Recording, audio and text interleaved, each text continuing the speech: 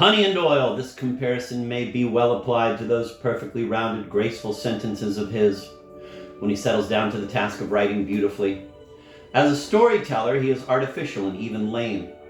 Indeed, when following his characters, he begins to limp as that hero of his did in Two Country Squires.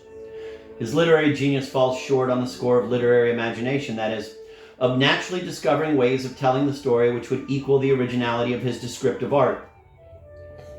Being perhaps aware of this fundamental flaw, or else being led by that instinct of artistic self-preservation that keeps an author from lingering there where he is most likely to flop, he shuns action, or more exactly, does not expose action in terms of sustained narration.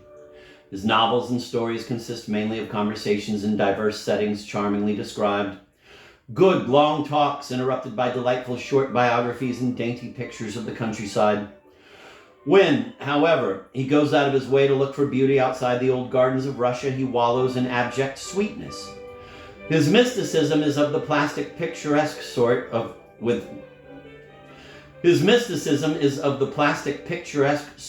perfumes, floating mists, old portraits that may come alive any moment, marble pillars, and the rest. His ghosts do not make the flesh creep, or rather they make it creep the wrong way. In describing beauty, he goes the whole hog.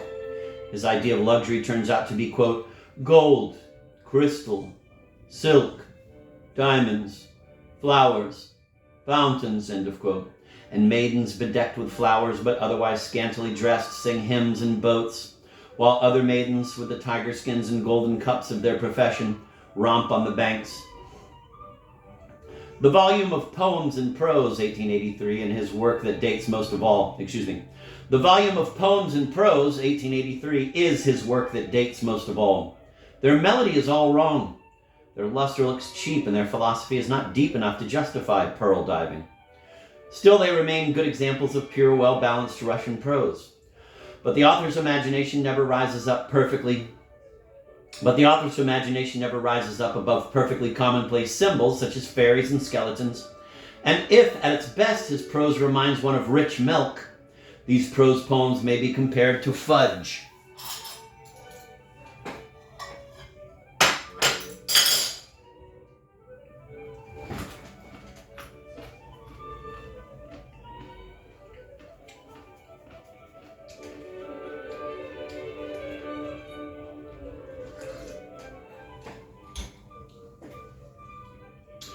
It is perhaps the sportsman's sketches that contain some of his best writing. In spite of a certain idealization of the peasants, the book presents Turgenev's most unaffected, most genuine characters and some extremely satisfying descriptions of scenes, people, and of course, nature.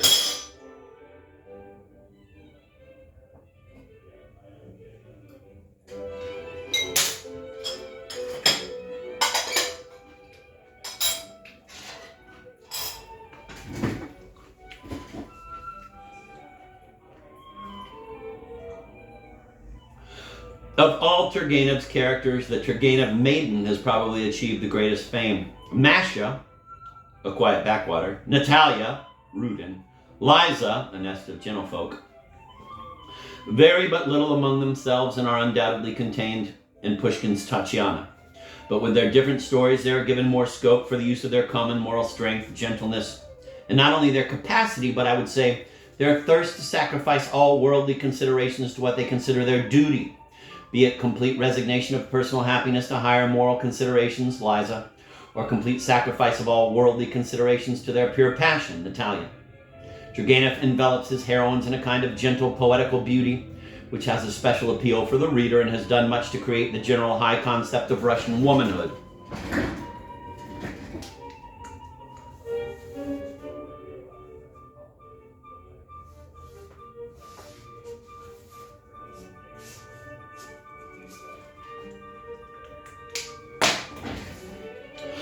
Fathers and Sons, 1862. Fathers and Sons is not only the best of Turgenev's novels, it is one of the most brilliant novels of the 19th century. Turgenev managed to do what he intended to do, to create a male character, a young Russian, who would affirm that character's absence of introspection and at the same time would not be a journalist's dummy of a socialistic type. Bazarov is a strong man, no doubt, and very possibly had he lived beyond his 20s. He is a graduate student when we meet him. He might have become, beyond the horizon of the novel, a great social thinker, a prominent physician, or an active revolutionary. But there was a common debility about Turgenev's nature and art. He was incapable of making his masculine characters triumph within the existence he invents for them. Moreover, in Bazarov's character there is behind the brashness and the willpower and the violence of cold thought a stream of natural youthful ardency which Bazarov finds difficult to blend with the harshness of a would-be nihilist. The nihilism sets out to denounce and deny everything, but it fails to dismiss passionate love, or to reconcile this love with his opinions regarding the simple animal character of love. Love turns out to be something more than man's biological pastime. The romantic fire that suddenly envelops his soul shocks him, but it satisfies the requirements of true art, since it stresses in Bazarov the logic of universal youth, which transcends the logic of a local system of thought, of, in the present case, nihilism.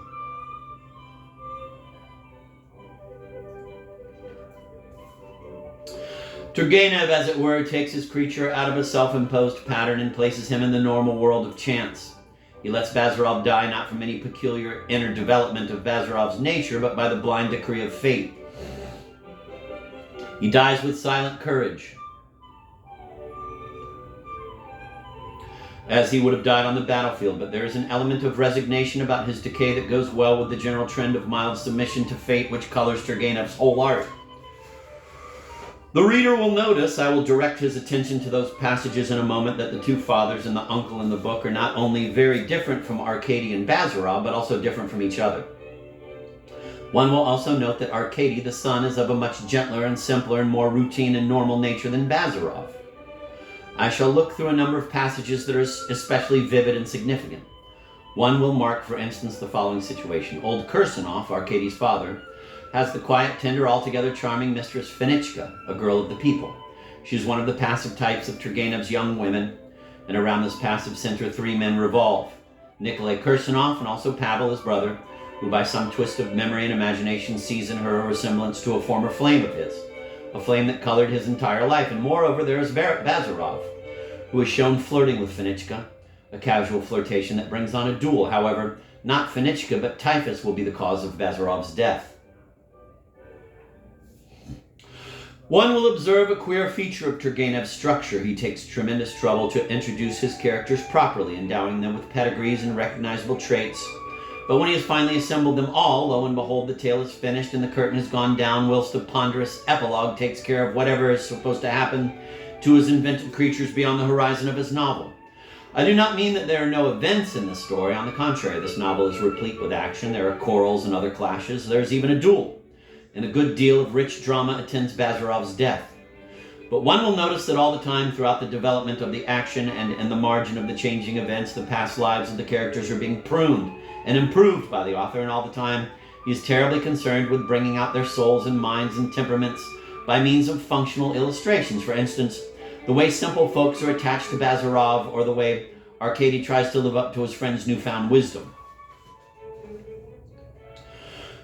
The art of translation from theme to theme is for an author the most difficult technique to master, and even a first-rate artist, as Turgenev is at his best, will be tempted, because of the kind of reader he imagines, a matter-of-fact reader accustomed to certain methods, to follow traditional devices in this passing from one scene to another. Turgenev's transitions are very simple, and indeed even trite. As we go through the story and stop at various points of style and structure, we shall gradually accumulate a small collection of these simple devices.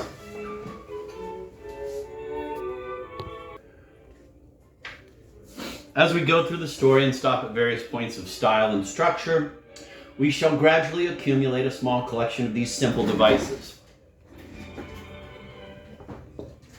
There is first of all the introductional intonation. Quote, "Well, anything in sight?" was the question asked on May 20th, 1859, by a gentleman of a little over 40, end of quote, etc., etc.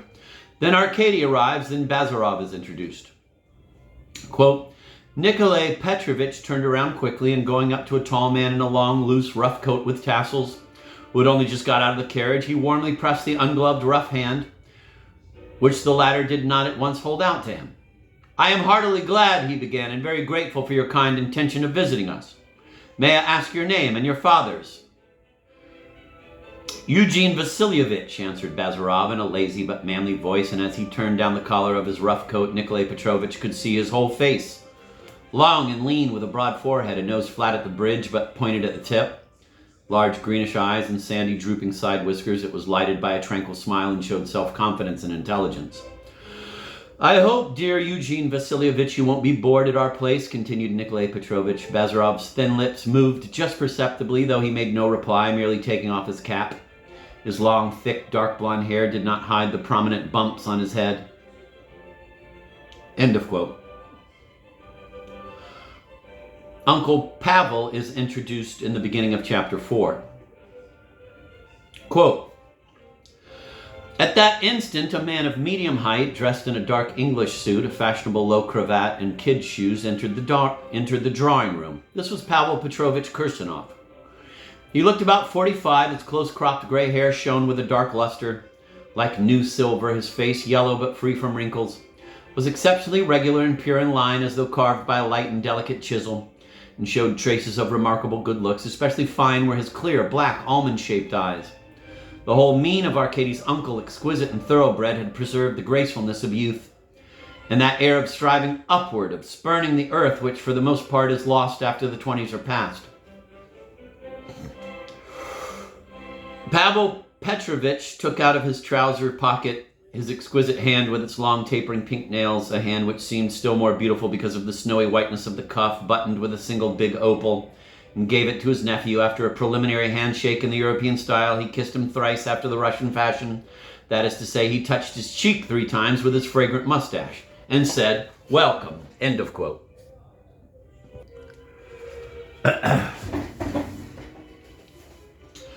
He and Bazarov dislike each other at sight, and Turgenev's device here is the comedy technique of each confiding his feelings separately and symmetrically to a friend. Thus, Uncle Pavel, talking to his brother, criticizes the unkempt appearance of Bazarov, and a little later, after supper, Bazarov, in talking to Arkady, criticizes Pavel's beautifully groomed fingernails.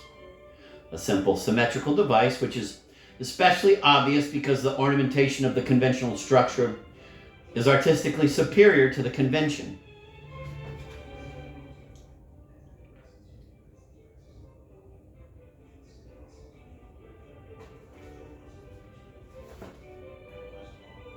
The first meal together, the supper, passes quietly. Uncle Pavel has been confronted by Bazarov, but we have to wait for their first clash. Another person is introduced into Uncle Pavel's orbit at the end of this chapter 4. Pavel Petrovich, quote, sat in his study until long past midnight, in a beautifully made, roomy armchair before the fireplace on which the coals were smoldering into faintly glowing embers.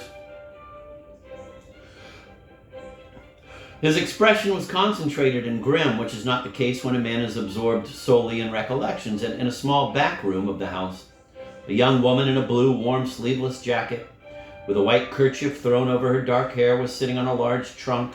This was Fenichka. She was now listening, now dozing, now glancing at the open door through which one could see a child's crib and hear the regular breathing of a sleeping baby. End of quote. It is important for Turgenev's purpose to tie up in the reader's mind Uncle Pavel with the mistress of Nikolai. Arkady finds he has a baby brother, Mitya, a little later than the reader does. The next meal, breakfast, begins without Bazarov. The ground has not yet been prepared, and Turgenev sends Bazarov away to collect frogs while he has Arkady explain to Uncle Pavel about Bazarov's ideas.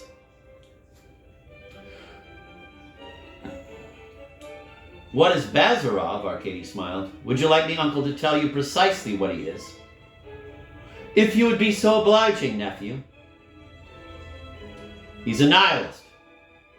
A nihilist, Nikolai Petrovich managed to say. That's from the Latin nihil, nothing, as far as I can judge. The word must mean a man who recognizes nothing. Say, who respects nothing, put in his brother, and he set to work on the butter again. Who regards everything from the critical point of view, observed Arkady. Isn't that the same thing? Inquired the uncle. No, it isn't. A nihilist is a man who does not bow down before any authority, who does not accept any principle on faith, no matter what an aura of reverence may surround that principle.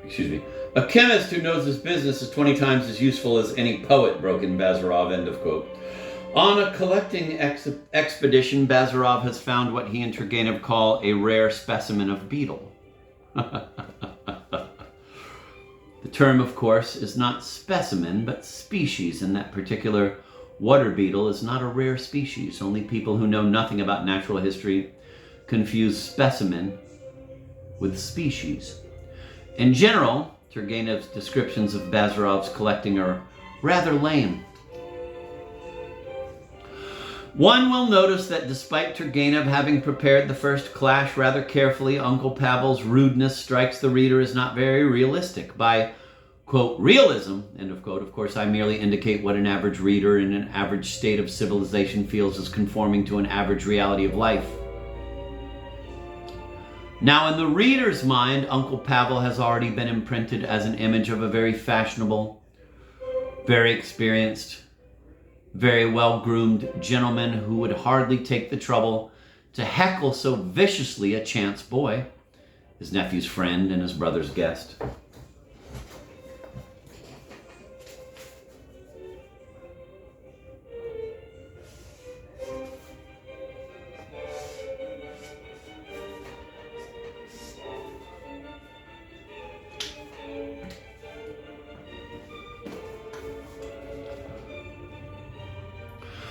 I have mentioned that a curious feature of Turgenev's structure is the spreading of antecedents over the action part of the story. An illustration comes at the end of chapter 6, quote, and Arkady told Bazarov the story of Uncle Pavel, end of quote.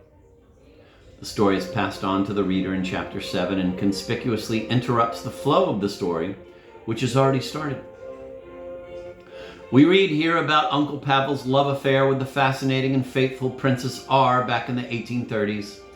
This romantic lady, a sphinx with a riddle who finally found its solution in organized mysticism, around 1838 leaves Pavel Kirsanov, and in 1848 she dies. Since then, till now, 1859, Pavel Kirsanov has retired to his brother's country seat. Now, further on, we discover that Finichka has not only replaced his dead wife Mary in the affections of Nikolai Kirsanov, but has also replaced Princess R in the affections of Uncle Pavel. Another case of simple structural symmetry. We are shown Finichka's room through Uncle Pavel's eyes.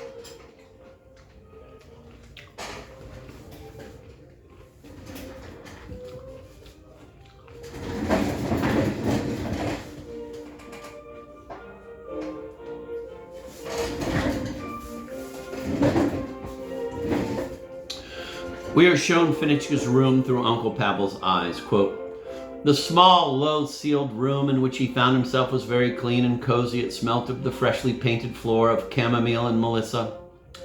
Along the walls were ranged chairs with lyre-shaped backs, bought by the late general as far back as the campaign of 1812. In one corner was a high, small bedstead under a muslin canopy, near an iron-bound chest with a rounded lid. In the opposite corner, a little image lamp was burning before a big dark icon of St. Nikolai the Wonder Worker. A tiny porcelain egg hung by a red ribbon from the protruding gold halo down the saint's breast. On the windowsill stood greenish glass jars of last year's jam, carefully tied and with the light green showing through them. On their paper tops, Finichka herself had written in big letters, "Gooseberry." Nikolai Petrovich was particularly fond of his jam. Near the ceiling on a long cord hung a cage with a bob-tailed siskin. It was constantly chirping and hopping about, and the cage was constantly shaking and swinging, while hemp seeds fell with a light tap on the floor. On the wall, Just above a small chest of drawers hung some rather poor photograph of Nikolai Petrovich in various poses. Taken by some itinerant photographer, there too hung a photograph of Fenichka herself, which was an absolute failure, an eyeless face wearing a forced smile in a dingy frame. One could make out nothing more, and above Fenichka, General Yermolov.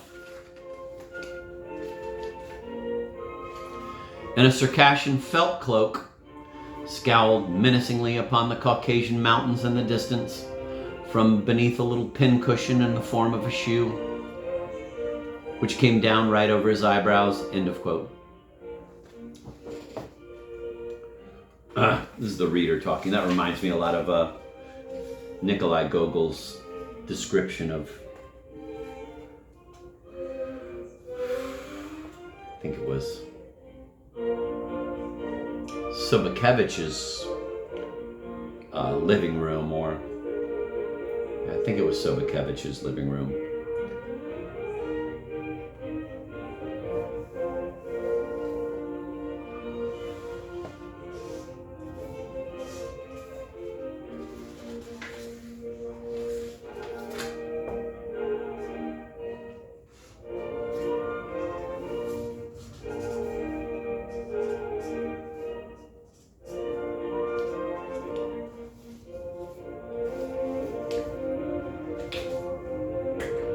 Dee dee dee dee dee.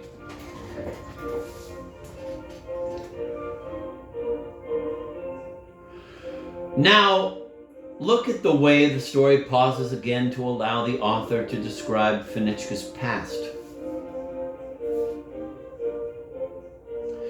Quote, Nikolai Petrovich had made Fenichka's acquaintance 3 years before when he happened to stay overnight at an inn in a remote district town. He was agreeably struck by the cleanness of the room assigned to him, by the freshness of the bed linen. Nikolai Kirsanov had at that time just moved into his new home, and not wishing to keep serfs in the house, was on the lookout for hired servants. The landlady, for her part, complained of the small number of transients in the town and the hard times. He proposed to her to come into his house in the capacity of housekeeper. She consented. Her husband had long been dead, leaving her an only daughter, Fenichka, who was at that time 17. She lived ever so quietly, ever so unassumingly, and only on Sundays did Nikolai Petrovich notice in the parish church, somewhere off on the side, the delicate profile of her small white face. More than a year passed thus, end of quote.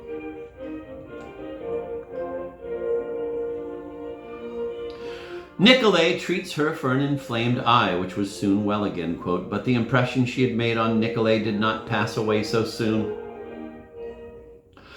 He was forever haunted by that pure, delicate, timorously lifted face. He felt on his palms that soft hair and saw those innocent, slightly parted lips through which pearly teeth gleamed moistly in the sun. He began to watch her with great attention in church. He tried to get into conversation with her.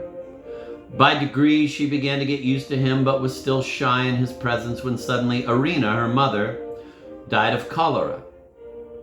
Which way was Fenichka to turn? She inherited from her mother a love for order, common sense, and sedateness. But she was so young, so lonely. Nikolai Petrovich was himself so good and modest. There is no need to relate the rest. End of quote.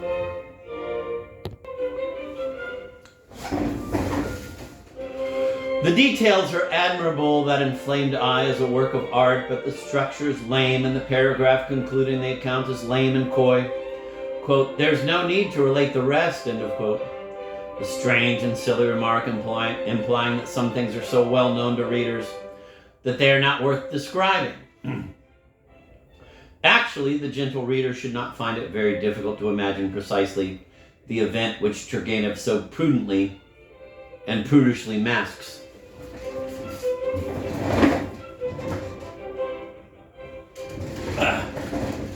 That reminds me of the famous Beatles lyric, She was just 17. You know what I mean. Bazarov meets Finichka, and no wonder her baby falls for him. We know already about that way Bazarov has with simple little souls, bearded peasants, urchins, maidservants. We also hear with Bazarov, old Kirsanov playing Schubert. The beginning of chapter 10 well illustrates another typical Turgenev device, an intonation that we hear in the epilogues of his short novels, or as here, when the author finds it necessary to pause and survey the arrangement and distribution of his characters.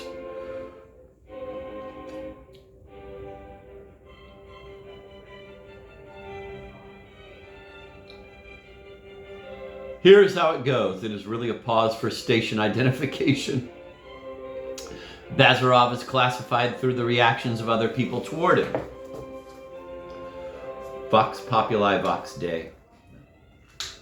That's the reader saying that.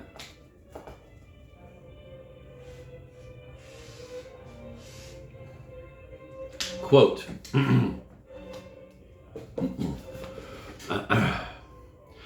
Everyone in the house had grown used to him, to his careless manners and his monosyllabic and abrupt speech. Finichka in particular had become so used to him that one night she sent to wake him up. Mitya had had convulsions, and Bazarov had come and, half joking, half yawning after his wont, had stayed 2 hours with her and relieved the child. On the other hand, Pavel Kirsanov had grown to detest Bazarov with all the strength of his soul. He regarded him as proud, impudent, cynical, and plebeian. He suspected that Bazarov had no respect for him. Him, Pavel Kirsanov. Nikolai Petrovich was rather afraid of the young nihilist and entertained doubts whether his influence over Arkady was for the good, but he willingly listened to him and was willingly present at his scientific and chemical experiments. Bazarov had brought his microscope with him and busied himself with it for hours on end. The servants, too, took to him. Though he poked fun at them, they felt that after all he was one with them under the skin, that he was not a master. The boys on the farm simply ran after the, quote, doctor, end of quote, like puppies. The old man, Prokofyevich, was the only one who did not like him. He handed him the dishes at table with a surly face. Prokofyevich, in his own way, was quite as much of an aristocrat as Pavel Kirsanov, end of quote. Now, for the first time in the novel, we have the tedious eavesdropping device, which has been so well described in regard to Lermontov. Wow.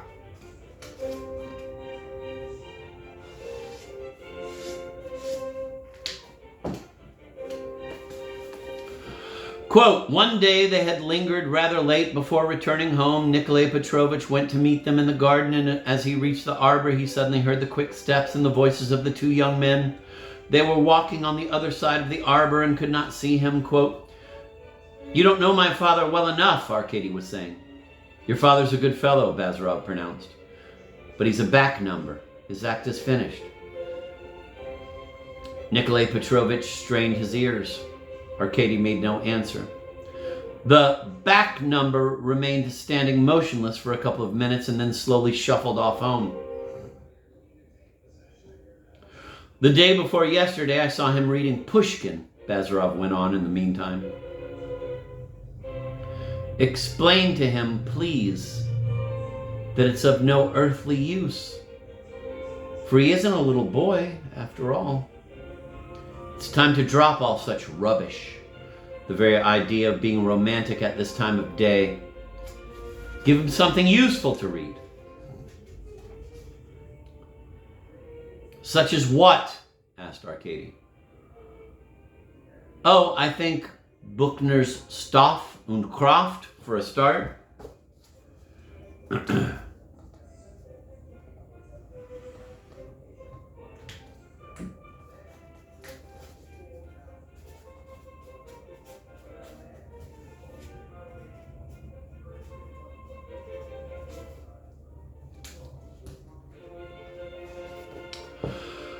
That's what I think, Arkady observed approvingly. Stoff und Kraft is written in popular language. It would seem that Turgenev is casting around for some artificial structures to enliven his story.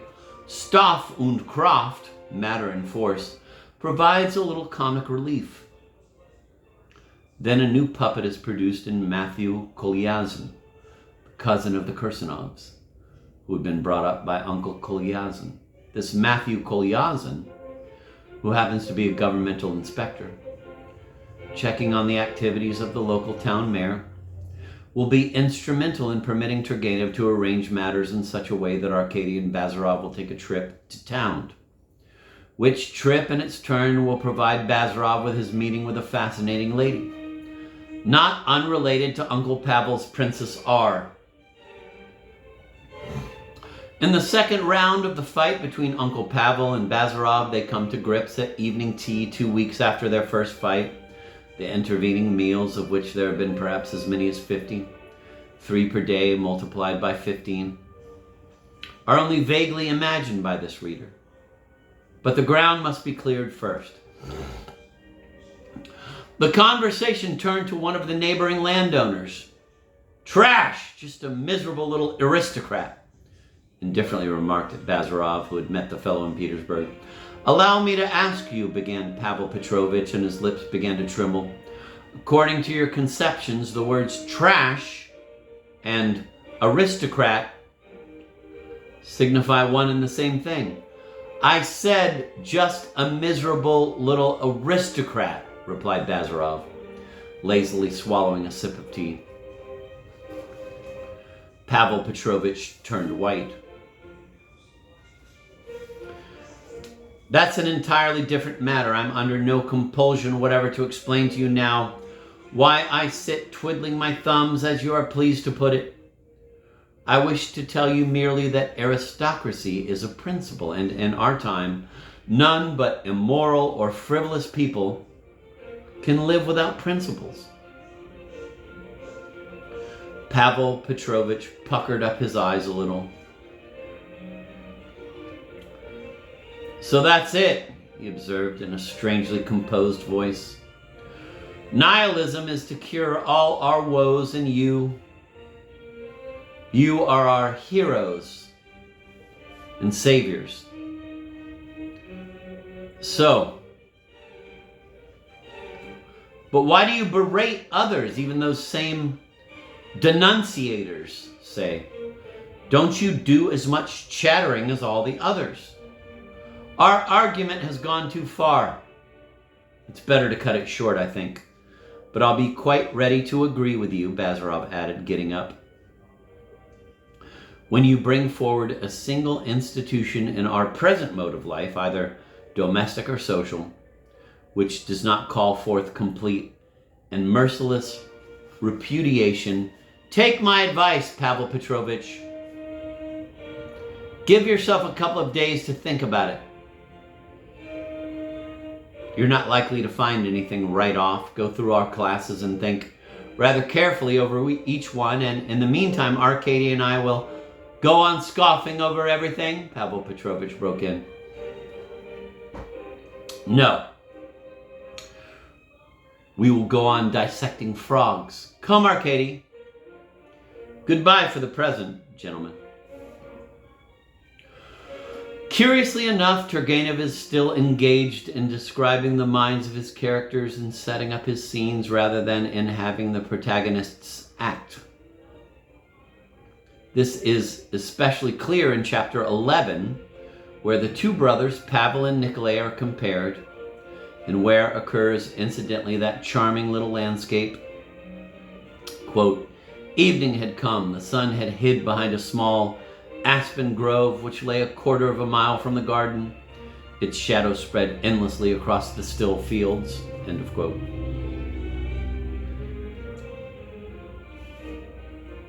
The next chapters are devoted to Arkady's and Bazarov's visit to town. The town appears now as a middle point and a structural link between the Kirsanov country seat and the Bazarov country place, which is 25 miles from the town in another direction. Some rather obvious grotesque personages are shown. Madame Odintsov is first mentioned in a conversation at the house of a feminist progressive lady. Quote, "Are there any pretty women here?" inquired Bazarov as he drank up a third glass of wine. "Yes, there are," answered Eudoxia. But then they're all such empty-headed creatures. Mon ami Odensov, for instance, isn't at all bad looking. It's a pity that her reputation is sort of... End of quote. Bazarov sees Madame Odensov for the first time at the governor's ball. Quote, Arkady turned and saw a tall woman in a black dress standing at the door of the room. He was struck by the dignity of her carriage. Her bare arms lay gracefully along her slender waist.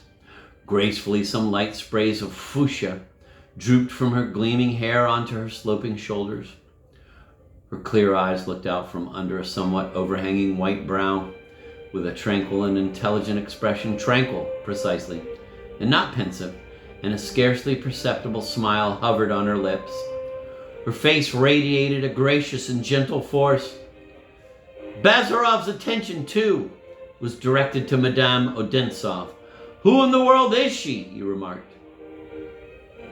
She's different from the rest of the females here.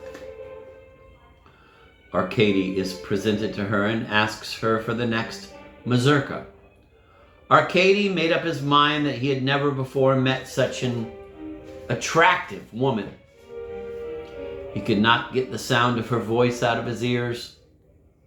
The very folds of her dress seemed to hang upon her differently from all other women, more gracefully